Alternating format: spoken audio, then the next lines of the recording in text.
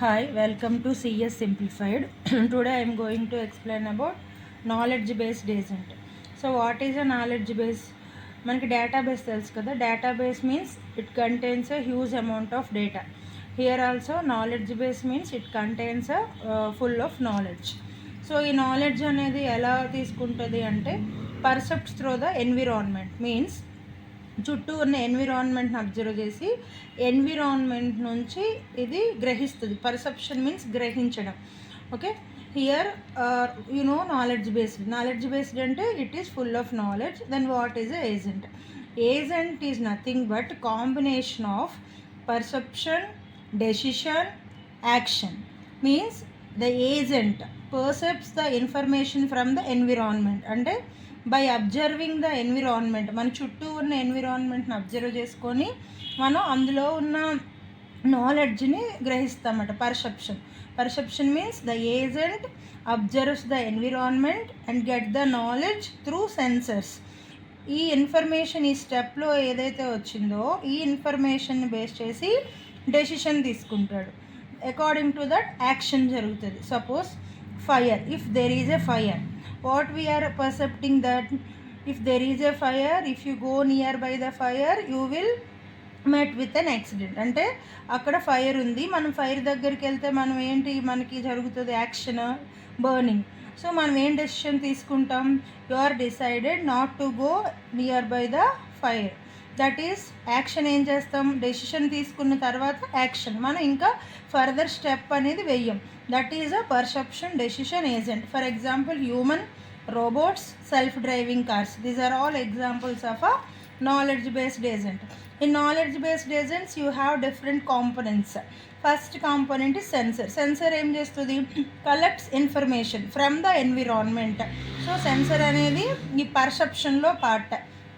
Sensor మన perception అంటే ఏం చెప్పాం? గ్రహించడం. ఎక్కడి నుంచి? ఎన్విరాన్మెంట్. అప్పుడు ఎవరు హెల్ప్ చేస్తారంటే sensors. Sensor collects the information from the environment. Next agent program, decision maker.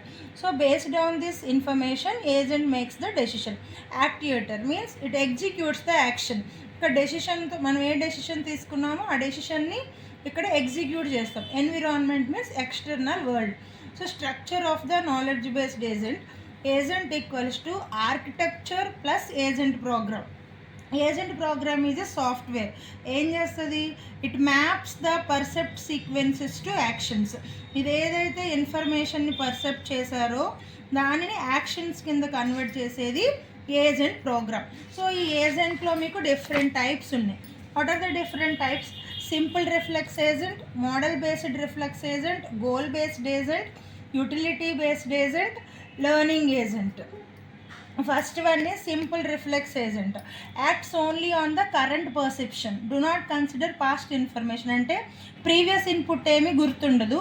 Present మనం ఏదైతే కరెంట్ అబ్జర్వ్ చేసామో ఎన్విరాన్మెంట్ నుంచి ఓన్లీ దాంతోనే వర్క్ చేస్తాం. ఫర్ ఎగ్జాంపుల్ థర్మోస్టాట్ అంటే ఫ్లాస్క్లో మీరు hot water or hot milk ఏదైనా వేసారనుకోండి, మీకు according to that company manufacturing 16 hours or 24 hours మీకు హాట్ ఉంటుంది. అదే మీరు కూల్ వేసారనుకోండి కూల్గా ఉంటుంది. అంటే ప్రీవియస్గా హాట్ వేసారని ఆ ఇన్ఫర్మేషన్ని స్టోర్ చేసుకొని ఇప్పుడు మీరు కూల్ వేస్తే నేను కూల్గా ఉండను అనేం చెప్పదు. సో ప్రీవియస్ ఇన్ఫర్మేషన్తో మీకు ఎలాంటి సంబంధం ఉండదు. Present information acts only on the current perception. Okay, that is simple reflex agent. Next one is a model based agent. It maintains the internal model of the environment to handle partially observable situations. Means suppose example robot vacuum cleaner. మీరు vacuum క్లీనర్ని ఒక రూమ్లో on చేసి ఉంచితే అది ఏం చేస్తుంది?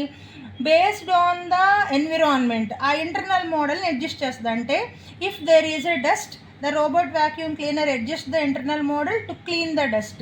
If the floor is empty, that is adjust the internal model, do not clean the floor. అంటే ఎన్విరాన్మెంట్ని percept చేసుకొని according to that internal model అనేది అడ్జస్ట్మెంట్ చేసుకుంటూ ఉంటుంది. That is model based reflex agent. Next goal based agent.